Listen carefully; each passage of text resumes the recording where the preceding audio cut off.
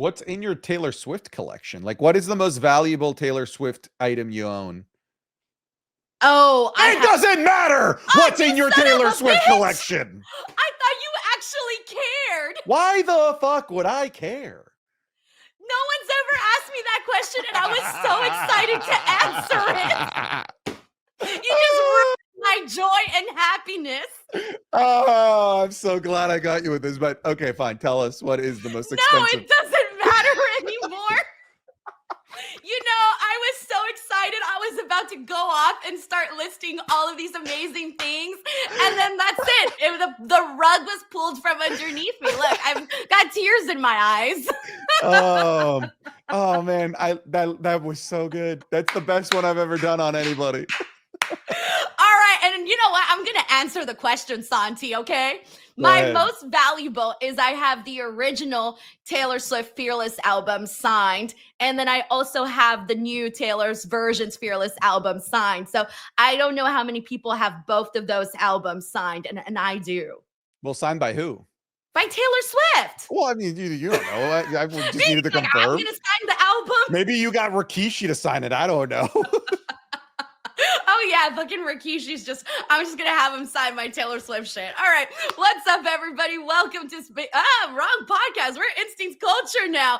Welcome to the Raw Post Show. It's your girl Denise. It's Santi Zap. Santi, how are you, man? It's feel like it's been years since I've seen you. I'm doing great. I'm realizing that I have the old overlay of the show.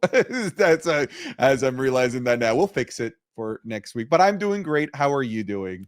I'm awesome. I'm feeling good. I'm looking forward to a lot right now. That's all I've got. I mean, Taylor Swift is about to drop some major news, and that's why I'm very excited. She put a countdown. It's a whole thing. We're very excited around here. So, unfortunately, the wrestling right now, it's on the side at the moment. I know everyone's like, "What? On the side? I can't believe it." Well, I mean, honestly, to be fair, wrestling, we're in the time of the year where wrestling does sort of become a side thing for like everybody, especially like once we get into September when football comes into town. It just becomes second fiddle for so many Americans and so many people around the world as well.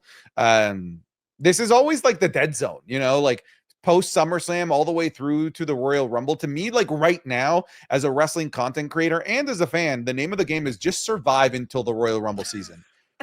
Every year. This is the hardest part because yeah, you're probably right. Cause yeah, you got January through WrestleMania. That part's like freaking lit. That's the best. It's always hot. Even after WrestleMania, there's still just this wave of momentum because you're building towards SummerSlam, but then there's still all of this like the fandom has grown because of WrestleMania. So like they're interested in sticking around for a Backlash. The Money in the Bank is around the corner.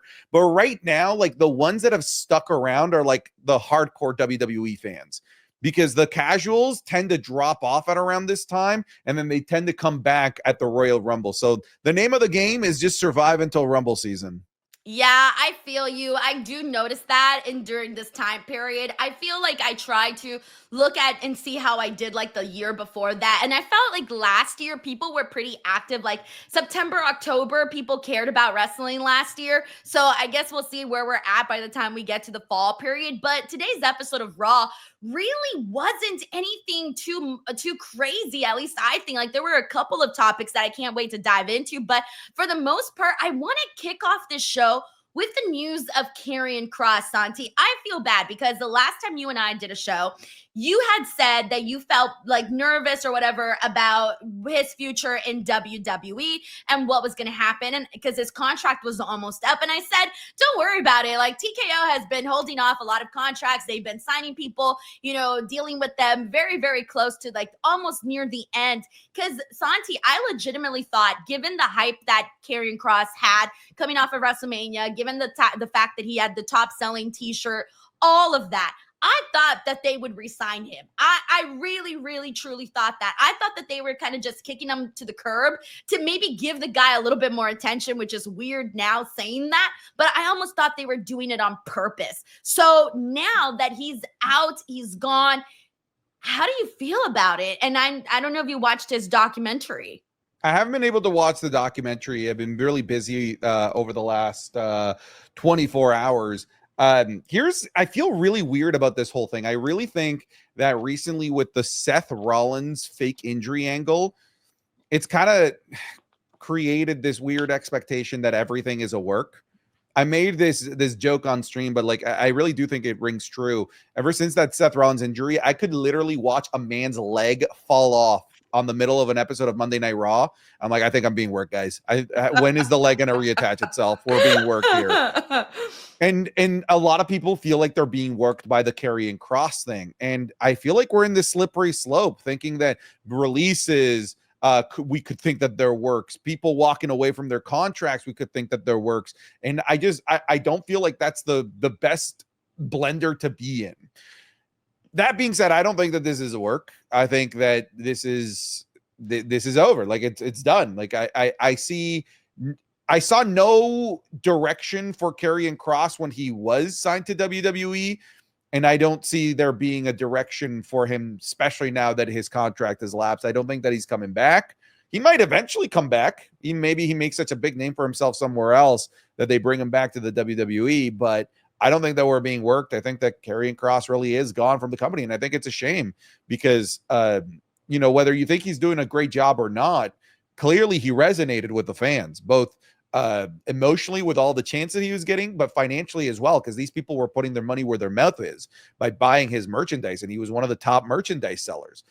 But what I also always saw from Karrion Kross was this ability to experiment and doing something that I feel like we haven't seen since Zack Ryder back in 2011, just like creating his own narrative on YouTube, pushing his own agenda on YouTube and getting it over, doing his own documentaries, his own books, his own promos on social media.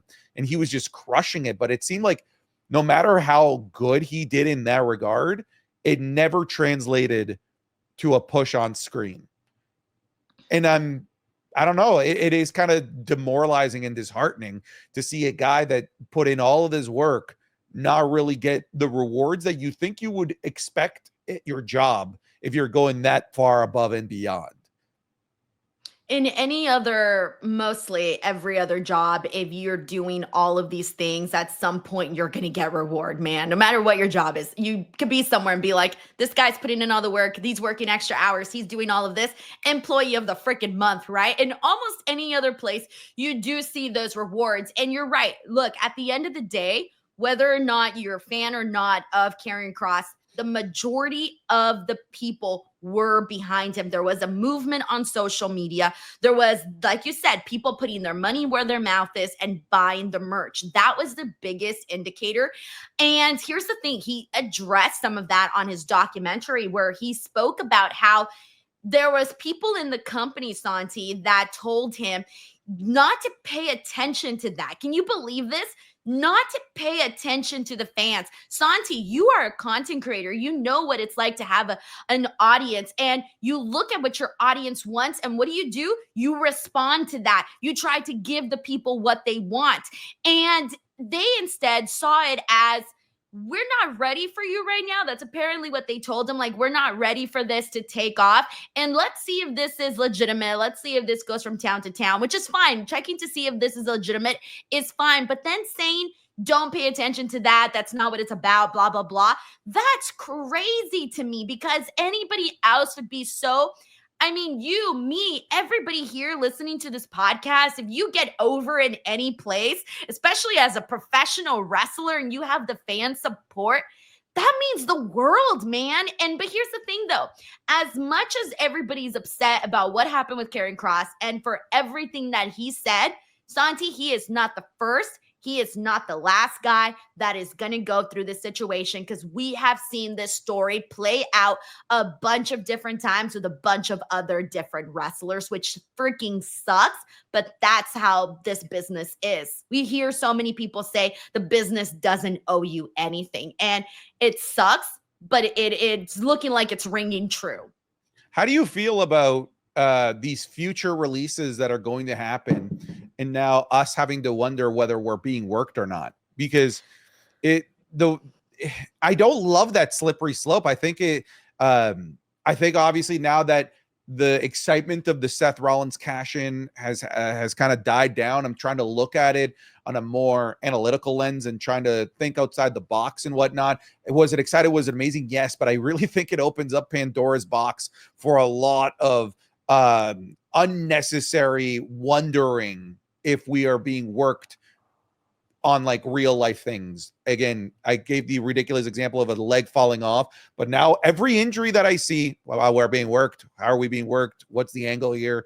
And releases, I'm going to start thinking that as well. And I just don't think that's the best way to think, but this is what WWE has unleashed with the Seth Rollins fake injury angle. So I have two thoughts on this. One, when it comes to the releases, because if you recall, remember when the whole situation with R-Truth happened, right? Mm-hmm. And when the reporter from USA Today asked Triple H about it on the press conference, he basically said, "Were you entertained? We're telling a story." So Triple H tried to make it it's all part of the show. Like it was all part of the show. But everyone knew that was not the case, given the way that R-Truth spoke about it on social media, given the way that I know how people feel about wrestling media. Trust me, I get it. I know why a lot of people feel the way they feel, but at the end of the day, there was a lot of people that are very credible in this space reporting on this situation and reporting legitimate news, okay? Now, a lot of people have to understand that there's always been this sort of war between WWE and wrestling media. This goes way, way back, all right? So, of course, they're going to want to make it seem like these people and their reports are illegitimate because they don't want you to believe in any of that stuff. They rather have you not believe that stuff. But a lot of these reports from these legitimate people is something to take into account. So on one hand, you have that. You have how they handled the R-Truth situation. Now with this, I firmly believe this is legit. When it comes to releases, I feel like we should not be in a place where we're wondering if this is a work or not, especially considering the history of the company where they mass release a bunch of wrestlers and it freaking stinks to see all of these people lose their jobs. I do not believe that we should play around like that when it comes to people getting released, because then when you do got people that get released, it's almost untasteful to say, hey, we're making a storyline out of this when this other person legitimately lost their job. Two, the second portion to this is, Santi, we are going to get to a place where WWE, I believe, when it comes to okay, so we have WWE Unreal, which was fun. It was great. I loved it. I loved the show and all of that. I have a feeling that when we get to the next season of Unreal, that they are going to start fabricating things on that show to make it seem like it's real. So then that plays into the storyline. They're going to try to manipulate what is real and what is not in order to, one, appease the show of Unreal, and two, maybe drive some more interest into the actual programming that you're seeing on Raw and SmackDown. So whenever that comes on board, it's going to get more messy, more muddy, more ugly. But this, to me, with the Karrion Kross stuff is legit. Again, the dude's out there back on Pro Wrestling Tees, taking bookings, etc. You name it. If it wasn't legit, at this point, we probably would have heard about it already. Yeah, I mean, I agree, but it doesn't change the fact that that's the world we live in, of wondering if we're being worked or not. I don't think that we are. I think the dude's legit gone. Yeah, so it does, it stings for Karrion Kross. We got Bob Ross Jr. here who says, the crowd did not chant, "We won Kross," one time tonight. So I was wondering if that was going to happen because that happened with R-Truth. However, I also felt like when it happened with R-Truth, it happened during a women's match. I don't remember which one it was, but it happened during a women's match on the show. And it kind of felt like disrespectful too, even though it was one of the situations where you're wanting a wrestler to be back. But at the same time, when you're chanting like that during a low point of the show, it feels disrespectful to the talent. Yeah, I agree. A lot of people thought that it was going to happen during Sami Zayn's match, but I was telling my chat, I was like, it's not going to happen in Quebec. Like not during a Sami Zayn match. No way. No, I don't think so. We got Frank here who says, how to get the downer stuff out of the way, but TS, first video I saw, "You Belong to Me." I believe the name, I loved it. And her bestie Selena, she's my all-time fave. Such a perfect combination of women, both women, absolutely stunning. Yeah, shout out to Selena Gomez. I'm also a really big fan of Selena. Thank you so much, Frank.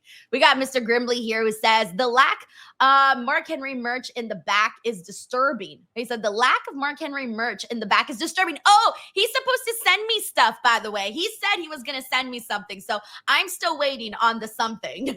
Thank you, Mr. Grimley. We got Luis A. Mendes here who says, do you think there's a chance we might see Bayley undergo a transformation similar to a Two-Face from Batman? All right, so let's get to this. Bayley, we have been wondering what the hell is happening with Bayley. Is she turning heel? Is she going to legitimately leave the company? Santi, you were just talking about, what is going to be legitimate, what's not, what are we going to believe into? If you don't think they're going to do this with Bayley, they are so going to do this with Bayley. Try to make us think, is she re-signing with the company when her time is up? Is she going to hop over to AEW? Is she unhappy? She went and she did an interview with Chris Van Vliet where she spoke about the stuff that she's been going through, being taken out of WrestleMania, etc. And now she's in this story where she's talking about how things haven't worked out for her and she's not the role model that she thought she was. What do you think is going to happen with this Bayley stuff?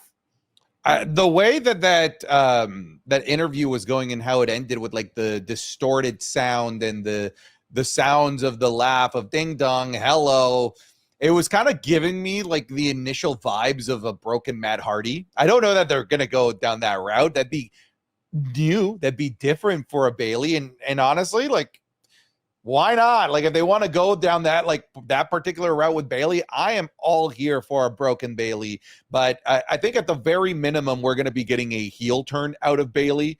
Yeah, I mean, like I think with Bayley, we're at a crossroads. I don't think that this current iteration of her character is resonating with fans. I think that there are peers that are moving at a much faster speed than Bayley at the moment in progressing their careers. And I think that Bayley is just sort of stuck. And that's kind of what I got out of this promo, that, she's making a character in a storyline out of being stuck and not really being able to move forward. I want a heel turn out of Bayley. I think that she has been at her best and has progressed her career the most when she is heel, because I don't want to see her leave the WWE. But if there is a high-profile female athlete in the WWE that I could see legitimately leaving, it is Bayley. Best friend Mercedes Moné over in AEW. Makes sense over there, right? So I do think that they're going to play on that for sure. But at the very minimum, over the next month or so, I would like to see a heel Bayley. I can totally see Bayley someday going to AEW. I don't think she would be I don't think she'd be against going to AEW. I think, like you just mentioned, her best friend is there with Mercedes, and I'm assuming she probably watches and sees what's going on over there. And of course, the grass always feels like it's greener on the other side. And we've seen people jump ship from AEW to WWE, WWE to AEW, and it doesn't always work out for everybody. But if Bayley someday did want to go to AEW, if that was a decision she made, I truly believe that she would be successful, because damn, that would be a huge get. And it's been a while since AEW has pulled a big fish out of the WWE ocean. So if it were to happen with Bayley, that would be massive. What I want from Bayley is, I want this to be a little bit more complicated. I want a psychotic Bayley. You kind of where the depression or whatever she's going through kind of drove her mad, where she's not necessarily a heel. Like, she's not a bad person.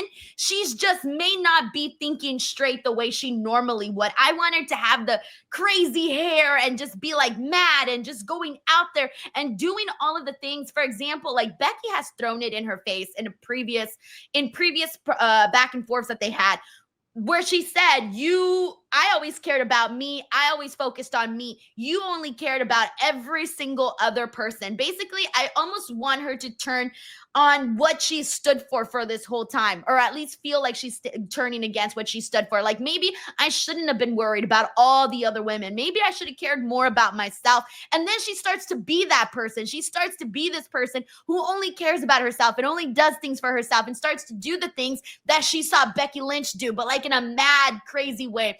I don't know exactly what I'm seeing with this character, but I want it to be crazy. I want her to be kind of like lunatic crazy, but in a good way. You know who would be nice to have around to maybe make that transition, the transitionary feud to that?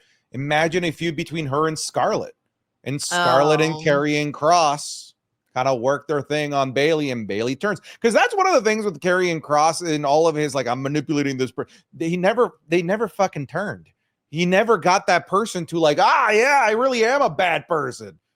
could have done it with Bayley. That could have been interesting. But instead of it being Karrion, it would have been led by Scarlett. That would have been cool. That would have been cool. I think he said that there was a pitch or some sort of idea for him to go around and I guess go after people who had done bad things in their lives, something like that. Yeah, that kind of came out for a bit, so kind of similar to that. So it seems like they were almost doing that with him and Sammy. They just didn't pull the trigger on it. We got Luis A. Mendez here who says, because if you think about it, Bayley's a star sign is Gemini, and you know what they say about Geminis. I actually don't really know what they say about Geminis. But I'll take your word for it, Luis. I'll take your word for it. We got Oscar Lara here. Thank you, Oscar. He says, can we confirm or deny the reason Kross's contract was not renewed was because Kross refused to go bald? Stop it. That's hilarious. To clarify, he was given a contract, right? He just didn't sign it. That part, I'm not exactly too sure. I don't think so, but let me just double check on that because I may have gotten my my stuff crossed on that one. Oh, I didn't mean to say cross. Nice. Cross stuff. That that just happened, actually. I'll be here all day, ladies and gentlemen. I'll double check that as well, by the way. But no, legit, I really do think that there was just a lot that went into this, man. And everything that happened was just such a bummer to see because I just want to see, look, I want to see people get rewarded for what they do. That's it. Even I know I wasn't the biggest fan of the in-ring stuff, but there were so many other people. Clearly, I'm not the only person that matters. There's a bunch of freaking people out there. And if they care, and something should be done. But anyways, Oscar Lara, thank you so much. We got Sleaze Boy here who says, rate my unethical booking. To make wrestling hot again, have Drew McIntyre recreate the Basic Instinct interrogation scene during a backstage segment. Who would he be doing that with? I don't even know with who. That's hella funny. Thank you, Sleaze Boy. We got Infamous Raider Loco who says, speaking of football, Santi, curious, seeing your Facebook page being from Canada, how did the Chargers become your team? As a Raiders fan, I'm interested. Yeah, when I started to get into football in the NFL, there was no Canadian team, so I had to find a team from the United States to root for. And the two closest teams were Detroit and the Buffalo Bills. When I got into football, they were literally both the two worst teams in the league. I'm like, nah, I'm good. So I started looking around. I found the San Diego Chargers. I picked them because they sounded the closest to my name, Santiago. And here we are. That's how you made your decision? As a kid, that's pretty logical. San Diego, Santiago. All right, that's it. And then that was still a fan to this day.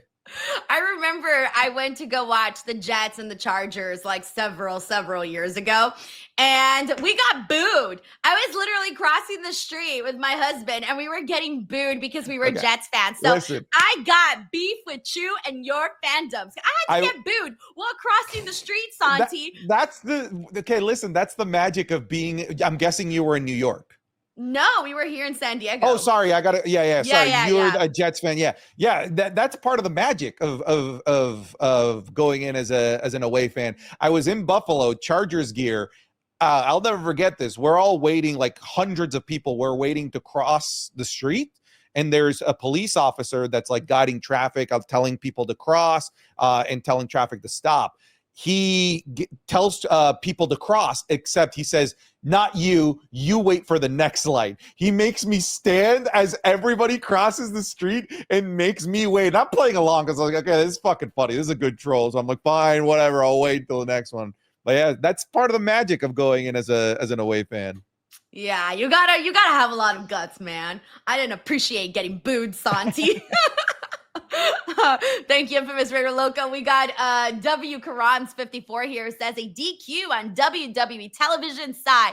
Iyo, Roxy ruled though. All right, so let's get into this. So we were originally supposed to see Naomi versus Iyo, and it was supposed to be for the title. And whoever won that, we were pretty much expecting them to go face Stephanie at Clash in Paris.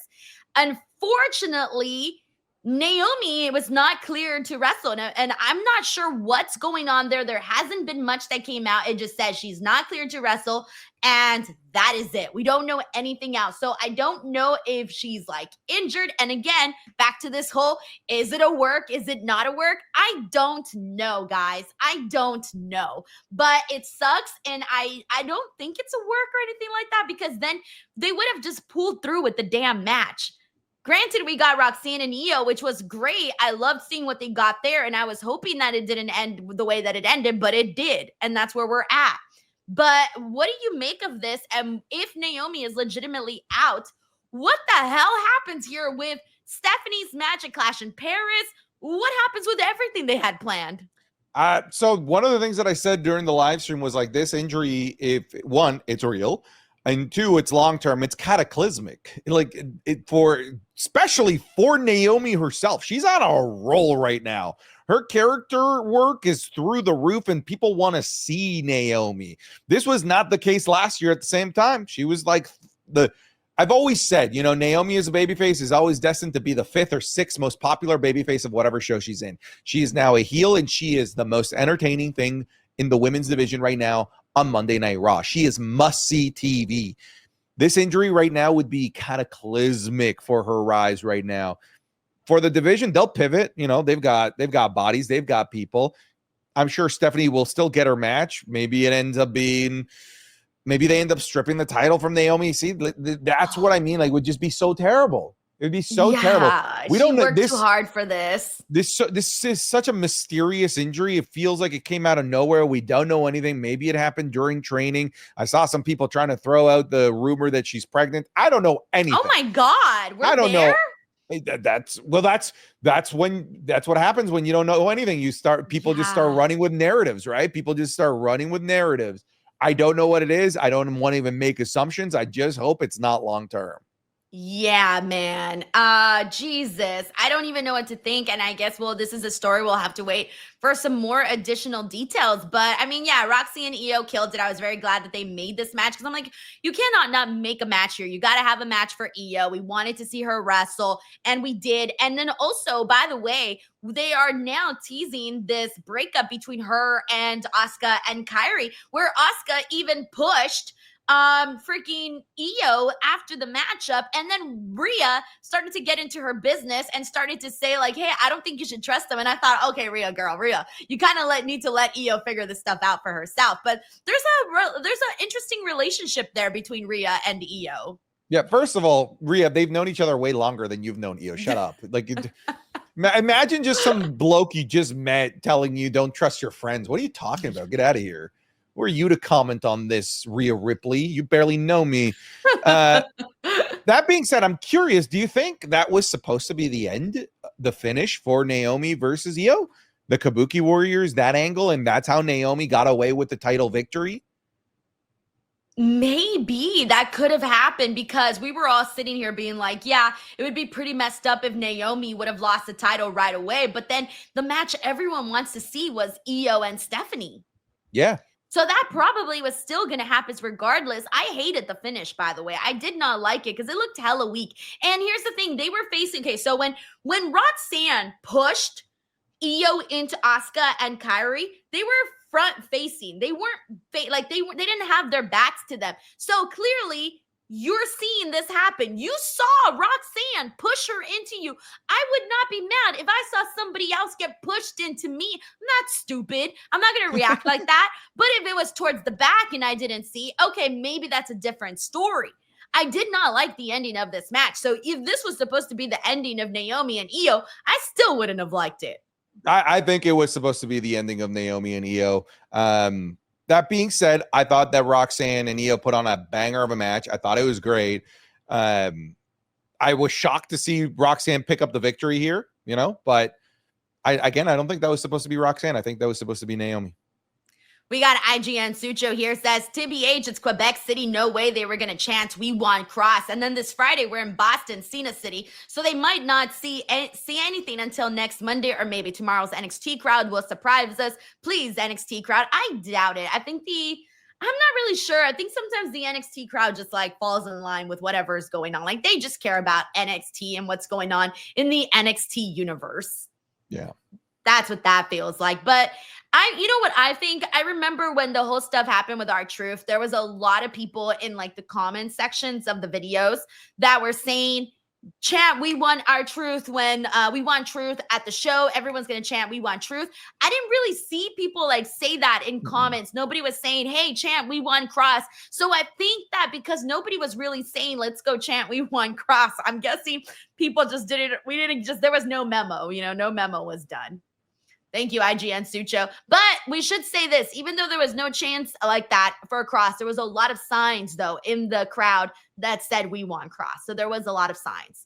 Thank you, IGN Sucho. We got Toby here who says, cancel the show Wednesday and stream New Heights. So it's on the hour right before Dynamite. So as long as it's an hour, I will still be able to watch. Thank you, Toby. We got Sin City Saint here who says, demoralizing and disheartening is 100% correct, Santi. As a fan for 3 decades, I'm debating ending my WWE fandom.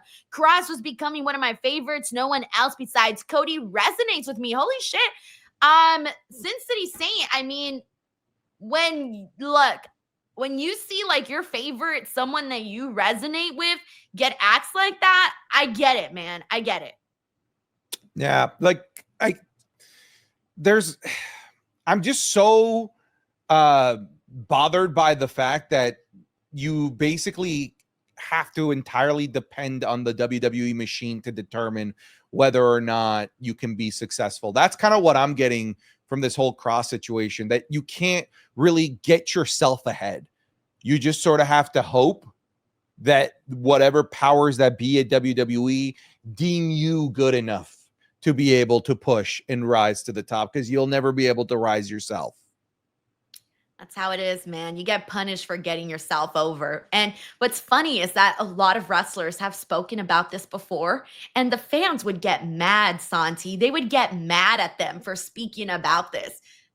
And it's something that's been happening for a long time, and it's not going to stop. That's how it works. That's how it is. That's it. It's the end of the story. Thank you, Sin City saying. We got Jacob Tatum here. It says, thoughts on the Bayley promo towards the end of the show, and do you think she deserves better from WWE? In addition, I think a full heel turn is the only option for Bayley. Plus, who cooks better, you or Zap?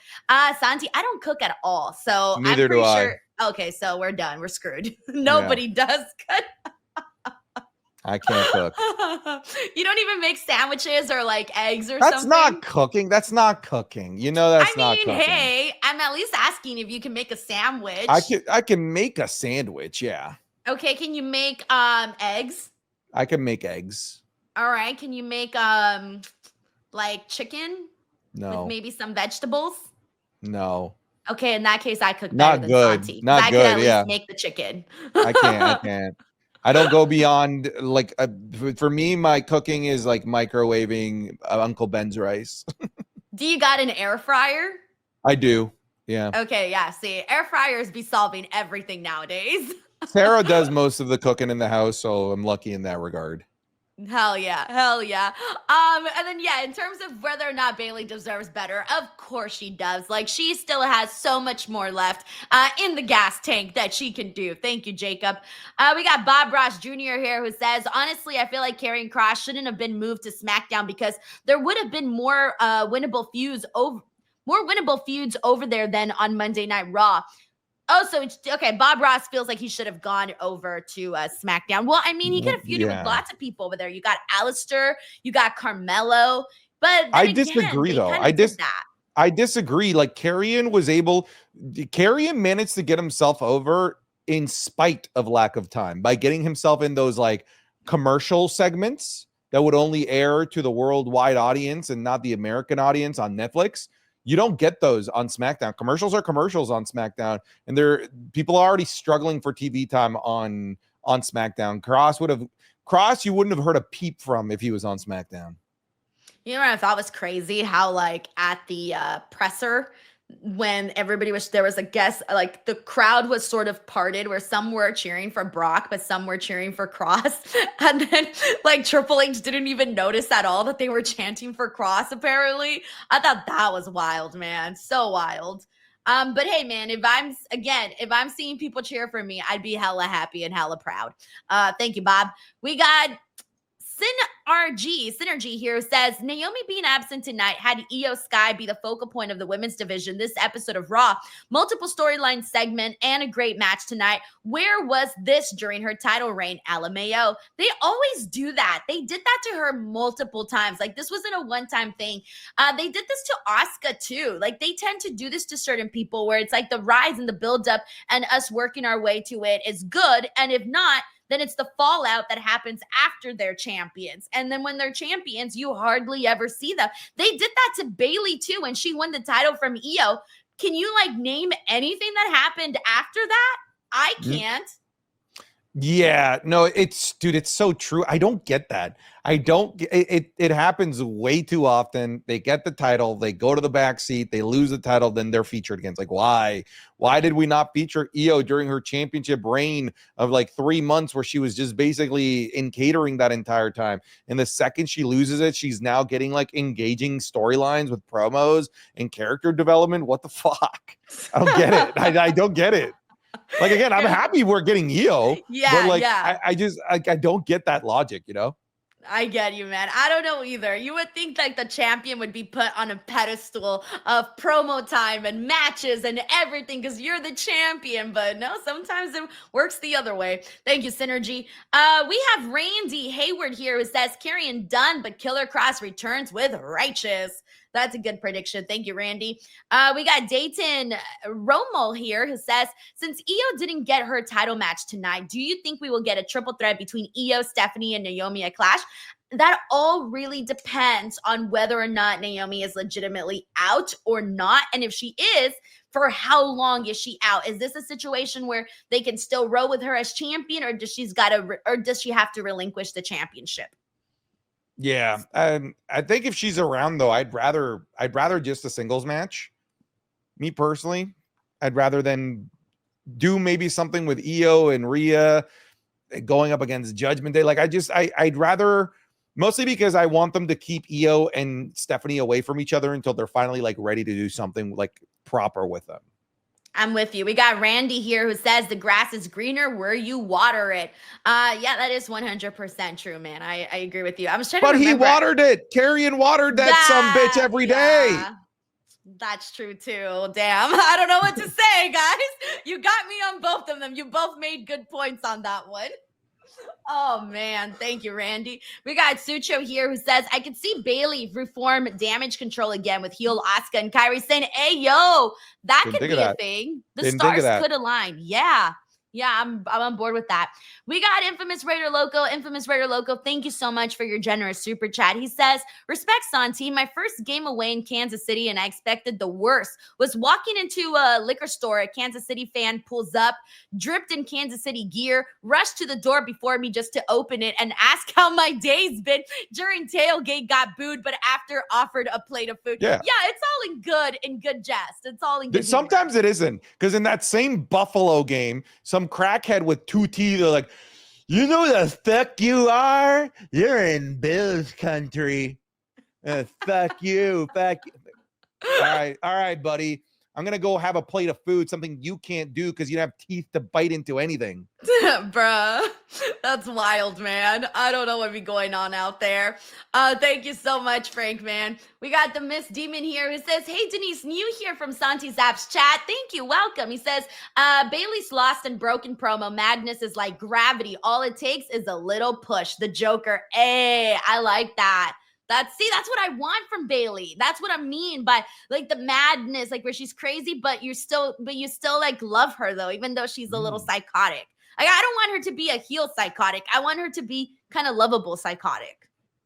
You could love a crazy person. Yeah, I like that. Thank you so much to Miss Demon. We got Frank here who says, was hoping to do a super chat bet this year with Mr. Denise. Raiders versus Jet, but unfortunately we ain't playing this year. Santi, you game? I'll take your money. All right, make a bet, man. Let's go. All right. We got Terrence Johnson here who says, do you think the Shield ended at the right time? I'm going to say sure.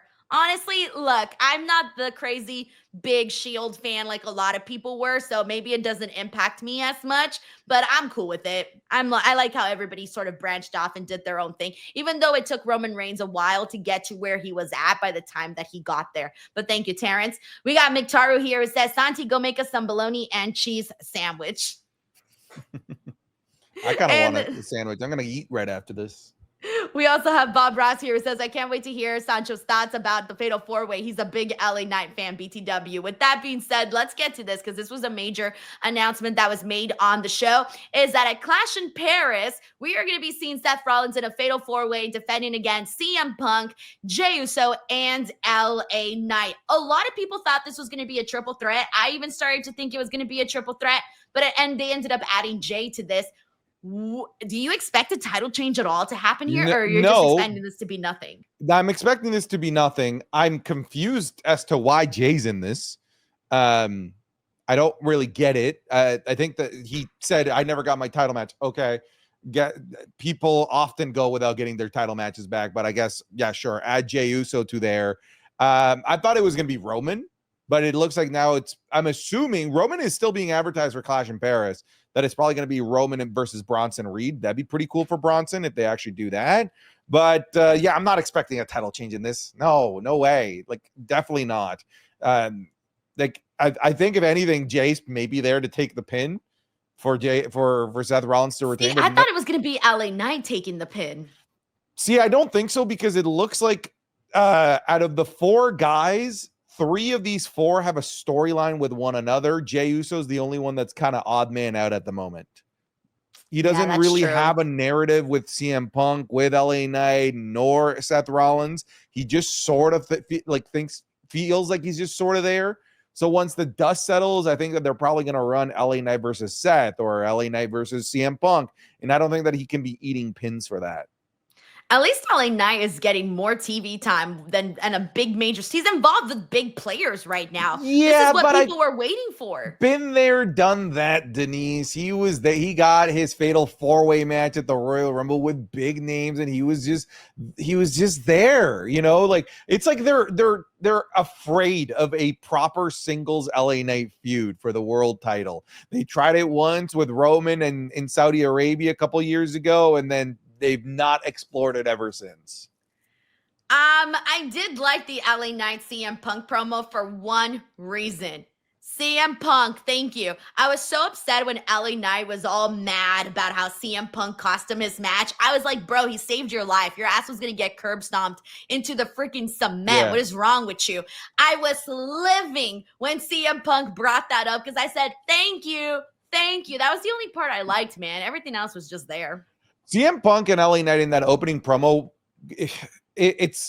I'm going to go back and rewatch it, like, to formulate my thoughts a little bit better for like my YouTube videos and whatnot. But they were just walking around in circles. They were not getting to the point. They just kept saying the same thing. I have no problem with you going after Seth, but I'm going to go after Seth. You can go after Seth after I'm done. Yeah, you're right. I don't have a problem with you either, but I'm going to go after Seth. I was like, dude, guys, get to the fucking point. Well, there was good. So that was one part. You're right about that. They did do that. And then the part that I mentioned about CM Punk calling out LA Knight for that, and LA Knight, because LA Knight was pissed with him. And I thought he saved your life, right? LA Knight, it was like he didn't even hear CM Punk say that and just pressed on with the promo, right? But there was another part. Oh, there was another part that really got me. Okay. LA Knight said, you're the best in the world. We all know that there's levels to this. And he basically said, like, no, I'm better than you. And I thought, bro, in what world? In what? You're literally saying there's levels to this. And then you completely contradicted yourself by saying you're the best and you're better than CM Punk. Bro, what? This isn't even one of those things where you're debating about favorite wrestlers. No, whether or not you're a fan of CM Punk or LA Knight, everyone knows CM Punk's far more accomplished. So I didn't like the way they made LA Knight say that, because they made LA Knight, nobody believed that. Not even LA Knight believed that he said that. Nobody bought that. It's like when Gunther said to Randy Orton that you've been an underachiever your whole career. What? What are you talking about? The best part of that segment was Braun Breaker at the very end without a mic saying, you're literally 47 and you're 40. You're combined. You guys are like 100. What are you guys gonna do? That was the best part. That was so funny. At first I said, oh my God, no, do not pull the old people angle, but it was hilarious though. Hilarious. Thank you, Bob Ross. Bob Ross also says they were really serious about keeping Roman versus Seth for a big show, even including multi-matches. Fair enough. Thank you, Bob. That's another one we're still waiting on for them to circle back on. And AJ Trip 20 says Jay will win with the help from Roman. Yeah, I right. don't know. I don't think so. Yeah, You're I'm thinking insane. he retains. Thanks for the 2, but you're insane. Yeah. Thank you so much, AJ. All right. So pretty much, Jesus, we'll just kind of run down everything else that went down on the show. See if it tickled your fancy at all, Santi. AJ Styles and Dragon Lee versus Dominic and El Grande Americano. With El Grande Americano and Dominic getting the win. Anything here that inspired a thought? I'm excited for the match at Triple Mania. Oh, that. Yeah, that's happening too. Yeah, because people were wondering, like, why would AJ Styles take the pin? Well, those 3 of the 4 guys are in the main event of Triple A's biggest show. Neither one of those 3 can take a pin right now. AJ is the only one. Yeah, that's true. I didn't even think about that. Sami Zayn defeated Rusev via DQ because they had Solo Sikoa get involved in this. There was a backstage segment where Sami Zayn had asked Sheamus not to get involved, and some of us, including myself, bought that there was going to be no involvement. I was actually expecting some sort of real outcome in this match. There was none. It had ended in a DQ, and they are heating up Sheamus and Rusev, and I feel like it's working this week more than it has the previous weeks, but I need to see Sami Zayn get a more, I wanted to see Sami Zayn defeat Rusev, Santi, because I want Sami Zayn there's been a lot of people speculating that he might win the Rumble, because it's going to be happening in Saudi. I want Sami Zayn to win the Rumble. I want Sami Zayn to become world champion. I'm on that boat. I already bought a ticket. I'm on board. What did you think about MFT attacking Sami? Where the hell is that? I didn't give a fuck about that. I'm going to be honest with you. Yeah. I don't care about MFT at all. Like, I did not flinch or blink or even move a muscle when they came out. I just thought, then DQ. But is this Sami Zayn going after the U.S. title? Like, what is the purpose of this? Well, because they had the match that happened at SmackDown, so I'm assuming it's just based off of that. That's literally all I've got. I don't want him to go for the U.S. title. I don't want him to be involved with the MFT. Neither do I. Now, the Sheamus and Rusev thing, false count anywhere match. Give it to me in Paris. Let's give those guys a PLE. I'll just give them a PLE spot. It's 2 Europeans in Europe. Why not? Yeah, I'm with you. All right, and we had Becky Lynch versus Maxine Dupree for the Women's Intercontinental Championship. The crowd was dead for this. Yeah, this did not land. This didn't land with us either in the chat. Yeah, it was like I'm far more excited of the prospect of Becky Lynch versus Nikki Bella or Becky Lynch versus Natalya. This was an unfortunate snooze fest. It's just this. The crowd was not into it. I was not into it. My viewers in the watch along were not into it. But we're done. We can move on. I think it was one of those things where either it had to be a faster squash or it should have been funny. And it was kind of neither. It was neither of those. They tried to make it like a properly worked match, and I just don't think that this was what this should have been. I almost wish this was non-title. Because Becky Lynch eating a pin from Maxine Dupree in a non-title match would have been hilarious. Like you said, making it funny. Over Santi, I would have passed out. It gives me vibes of like back in 2003, the Hurricane rolling up The Rock in a match because Stone Cold came out and distracted The Rock, and Hurricane rolls up The Rock 1, 2, 3, and then Hurricane just like arms up in the air, runs away. They could have done something like that. It's a win that would have helped Maxine, and if anything, would have done wonders at boosting the feud between Nikki and Becky, and would have given it back to Nikki after getting roasted last week. After getting absolutely destroyed, this could have been a fun way for Nikki Bella to get one back on her. Like, you lost to Maxine motherfucking Dupree. She was looking for burns, and poor girl, there was no way to come back from that at all. So, yeah, this would have definitely helped her for sure. All right, we got a few more super chats, and then we'll wrap things up. We got Infamous Raider Loco here, who says, I'll think of something before our Monday night matchup in Vegas. Hope the post show still on since game starts at 7 West Coast, and let's have fun with it and think of something LFG. Yeah, just a heads up to everybody. I mentioned this on the watch along, but I am going to be out of town next week. So we will not be here next week. But then after that, we'll be back and all good. Thank you, Frank. We got AJ Tripp here. Says, Santi, you called Riddle crazy, but his chat came true, didn't it? Yeah, there was a guy, I literally called him crazy at the beginning of the Sami Zayn and Rusev match. He goes, I bet MFT gets involved in this. And I'm like, no way. And then they did. I was like, what the fuck? Okay, he called that. Yeah, I was going to say, you see, you should be like, head held time, man. I had one right. Yeah, that's cool.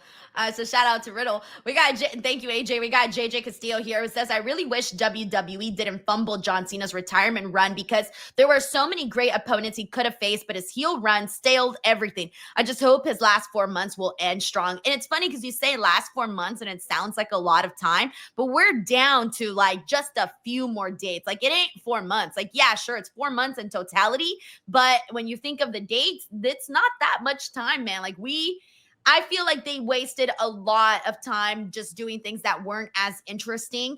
And we did want to see him wrestle so many other people, Santi, like so many other people. Are you starting to get emotional about John Cena's end coming? I intend on going. I'm already putting aside a little nest egg to see if I can be front row for John Cena's retirement. Have they said exactly when it is?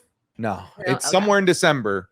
But yeah. I'm fully intending to be there. Yes, I will be emotional. I'm going to be a glass case of emotion.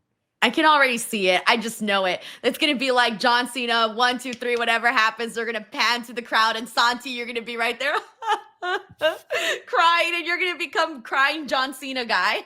Yep. And then Sportskeeta's going to run another article on you. Sportskeeta. Fuck you, Sportskeeta. Who's running that ship over there? WWE streamer balls his eyes out. Shut up, Sportskeeta. A bunch of amateurs over there. That was hella funny, bro. I saw that and I thought, no, they did that to Santi. That's fucked up. God damn. And it forever lives on the internet. I know. Oh my God, that's hilarious. Frank says, enjoy the rest of your night, Santi and DWO leader. Denise, I'll reach out to you with an updated one, and hopefully all your positive vibes in DWO helps a lot. Of course, Frank, thank you so much. I look forward to that. Alrighty, guys, with that being said, that is our show. Thank you guys so much for hanging out with us as always. Santi, please tell the people where they can support you and check out your content. You can find me at all things Santi Zap, YouTube, Twitch, Kick, Instagram, Facebook. Just pick whatever platform you prefer and I'll be there. As for me, youtube.com/Denise Salcedo, daily pro wrestling content, interviews, news, podcasts, you name it. If you're already here, click that subscribe button. All the social medias @_Denise Salcedo. Hope to see you guys there. Thank you so much. Bye, everyone.